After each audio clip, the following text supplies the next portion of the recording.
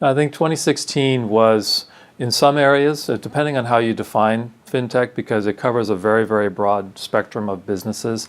So some areas were a little bit more mature than others. So if I look at the payment space and the marketplace lending space, for example, there was a lot of energy there and a lot of businesses that were being created that got a lot of support from private equity, VC funding, and so forth, that were able to create some fairly mature businesses in that space. And so that's one end of the spectrum.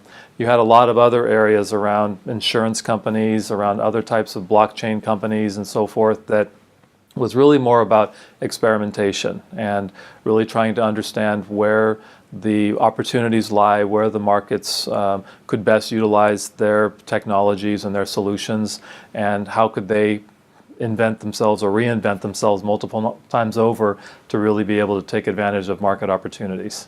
When I look at the legacy firms, for me it was really about them trying to understand a couple of things. From their own perspective, where do they see innovation and disruption happening within their businesses, and what should they be reacting to? And so in some instances, it's a typical journey that they've been going on for many, many years around innovation, and this is another wave of that. And so reacting to that was important for them. And I think that as FinTech gained momentum, there was more of an embracing this last year of the opportunities and the challenges that FinTechs might be for the financial institutions, the incumbents. So I think that they have looked at both from an innovation and a disruption perspective.